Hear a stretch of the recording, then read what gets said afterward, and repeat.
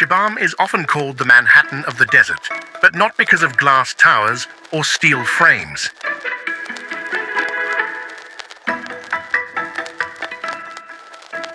Here, the skyscrapers are made of mud. Built over 500 years ago, Shibam's mud brick towers rise up to 8 stories tall, making it one of the earliest examples of vertical city planning in the world. The entire city is surrounded by thick defensive walls, built to protect it from floods, invaders, and the harsh desert winds. Each building is constructed from clay mortar and straw, then sun-dried. The thick walls act as natural insulation, cool during the scorching day, warm at night.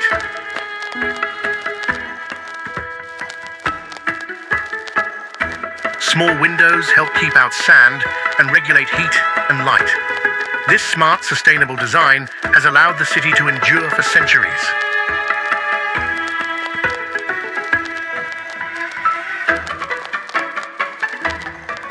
Located along the ancient incense route, Shibam was once a thriving trade stop where caravans passed through carrying frankincense, myrrh, and spices. Despite being isolated in the middle of the desert, its strategic location helped it prosper.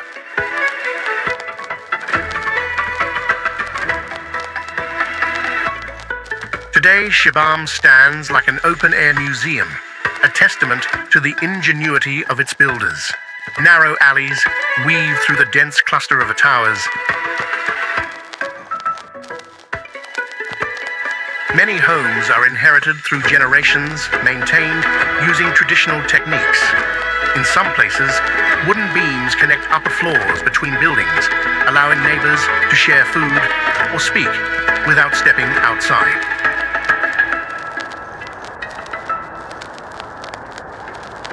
High above the Hadramaut Plateau, the land folds inward like a prayer, dry golden ancient.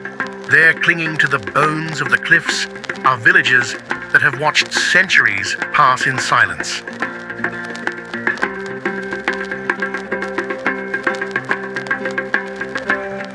Al-Hajarine clings to the cliff as if grown from it, not built. The houses, stacked like forgotten scriptures, face a sun that offers no mercy. There are no rivers here, no green, only stone, yet life persists.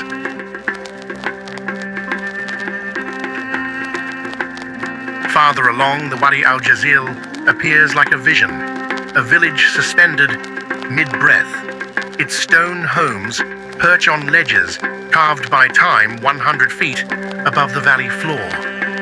From below, they seem unreal. From above, inevitable. Children play. In the shade of granite goats walk the sky.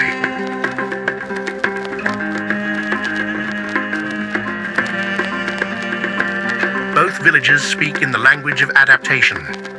Thick walls keep in the cool. Rooms are narrow and dim, not out of poverty, but purpose.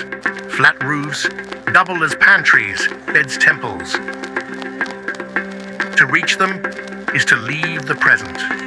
The road coils like scripture along the mountains. No noise here, only the hush of dust, the echo of wind brushing against stone, the soft footfall of a traveler arriving late to an ancient conversation.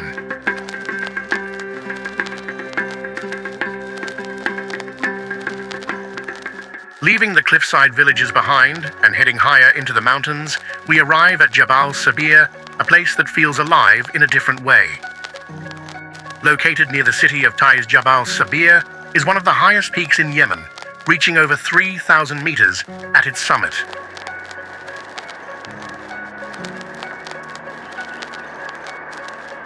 But height is not what makes it special. It's the life that clings to every slope. Terraced farms carved into the mountainside more than 2,000 years ago cover the hills like green staircases. These terraces are still in use today, supporting crops like coffee barley and khat. Water is channeled through hand-dug aqueducts and stored in stone tanks. Despite limited rainfall, the locals have made agriculture work at altitudes where few would try. Southwest, from Jabal Sabir, we reach Al-Hajar, a village that feels carved with intention. Built directly into a steep rock face in the Haraz Mountains, Al-Hajar is both fortress and home. The buildings here are made entirely from local stone, stacked with care to follow the natural slope. They are built in vertical layers, with each floor serving a different function. The bottom floor typically houses livestock, providing warmth that rises through the house.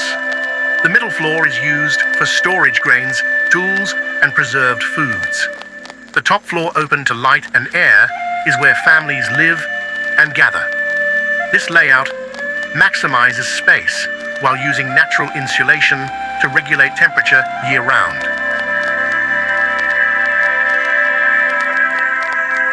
The narrow alleys of Al-Hajar weave like a maze through the village. Staircases connect homes, and rooftops serve as both patios and meeting spaces. From a distance, Al-Hajar appears to grow out of the rock. The houses blend into the cliffs so well that it is difficult to distinguish between man-made and natural features. The villagers value their traditions, their stone homes, and the mountain that shelters them.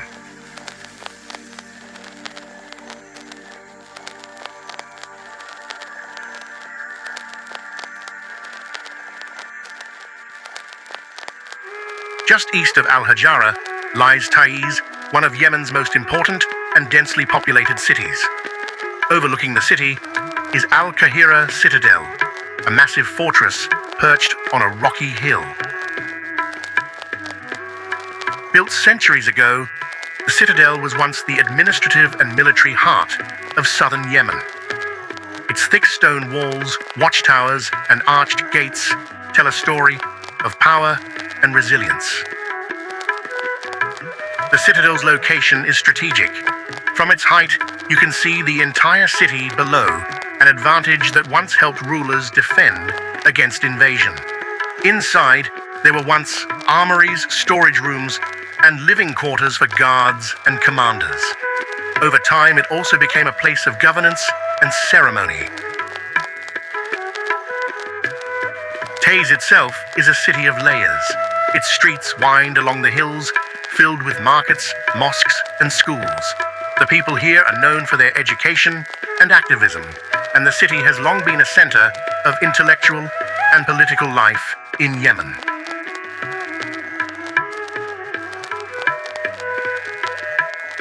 Visiting Al-Kahira gives a different perspective. Walking through the fortress, you can feel the weight of history in the stone underfoot.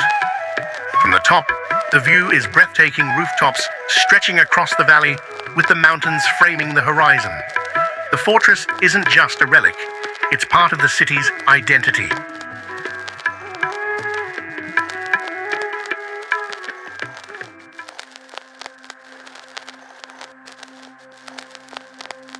Far from the chaos of the present, hidden in the silence of the desert, the city of Marib, once the glorious capital of the ancient Sabaean kingdom.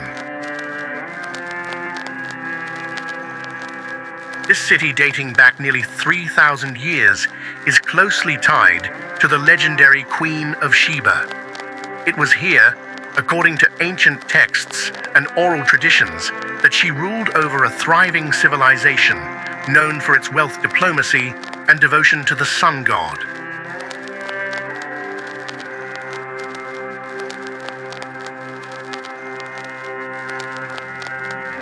The most remarkable achievement of this era is the Great Dam of Marib. Built in the first millennium before Common Era, this massive structure wasn't just a dam, it was a symbol of human ingenuity in the face of nature.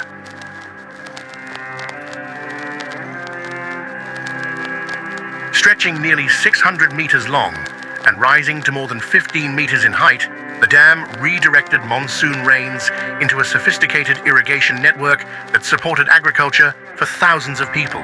But over time, the dam suffered damage and eventually collapsed. The loss marked the decline of the kingdom and is even referenced in Islamic texts as a turning point in Arabian history. Yet the spirit of the Sheba kingdom lives on in the ruins, from temple remains with sun-carved inscriptions that once supported massive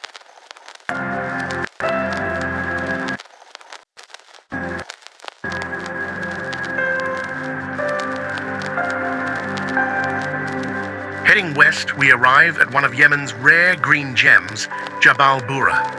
In a country known for its vast, arid landscapes, Jabal Bura stands out as a densely forested mountain range harboring a unique ecosystem that is both fragile and full of life. Unlike other regions, this area receives slightly more rainfall, creating a humid climate that supports tall trees, ferns, and moss-covered rocks. What makes Jabal Bura especially remarkable is the presence of the Hamadryas baboon, a species deeply woven into Yemen's ecological and cultural identity. These baboons are easily recognized by their thick, silver-gray coats and sharp, intelligent eyes. Males are typically larger and more dominant, leading tight-knit, structured groups. Their social behavior is complex, including vocal calls, grooming rituals, and displays of hierarchy, often compared to human societies.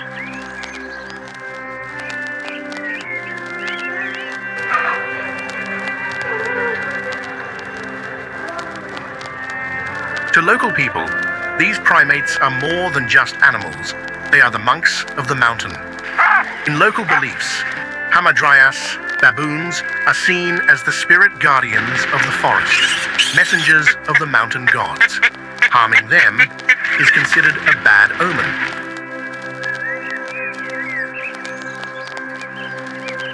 Some stories even tell of entire harvests failing after someone disrespected the baboons. As a result, a peaceful coexistence has formed between humans and baboons. Villagers leave offerings of fruit and herbs at the forest's edge as a sign of respect. Children grow up learning how to observe the baboons from a distance, to respect their space, and to regard them as protectors of the land.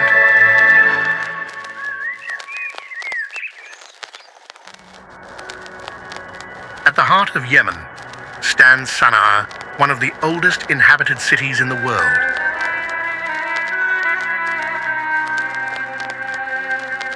With a history stretching back more than 2,500 years, the city is a living archive of Arabian culture. According to legend, it was founded by Shem, the son of Noah. The city is famous for its unique buildings. Towering homes decorated with intricate white gypsum patterns line narrow streets. These houses, often several stories tall, are built to be both functional and beautiful. Their thick walls insulate against heat, and the top floors usually have large windows to allow in cool air and light. From a distance, the city looks like it's made of gingerbread, a nickname often used by visitors. One of Sana'a's most iconic structures is the Al-Saleh Mosque. Completed in 2008, it represents a modern interpretation of traditional Yemeni design. The mosque features towering minarets, graceful domes, and detailed tile work.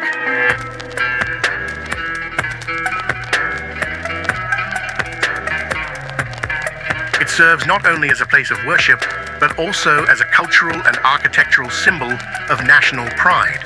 Despite facing challenges from conflict and urban pressures, the old city of Sana'a has retained much of its historic status. It has been designated a UNESCO World Heritage Site, although it's currently listed as endangered. Still, locals continue to live, work, and celebrate life here.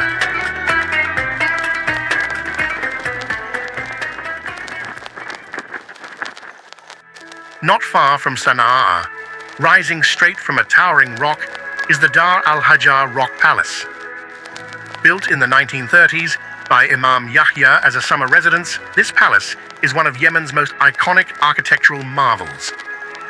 What makes it unforgettable is not just its vertical grandeur, but the way it blends into the rock beneath it, appearing almost as if it grew from the stone.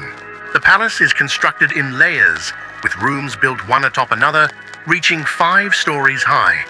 At the base lies a deep underground well, more than 60 meters deep, providing water even during the driest months. The design makes excellent use of natural ventilation and light with carefully placed windows and wind-catching towers.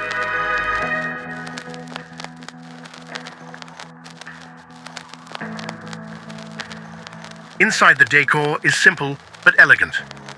Arched doorways, geometric patterns, and carved wooden screens reflect traditional Yemeni aesthetics. Each room serves a purpose, from meeting guests to hosting family members, all arranged in a way that balances privacy and openness.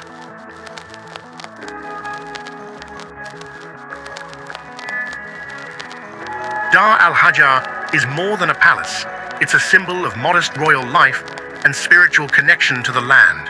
Imam Yahya was known for his reserved style of rule, and the palace reflects that, imposing from afar, but intimate within.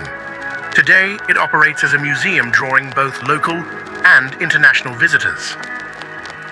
From the top floors, the view is nothing short of magical green fields, distant mountains, and the calm rhythm of rural life below. For many Yemenis, Dar Al-Hajar is a proud reminder of heritage,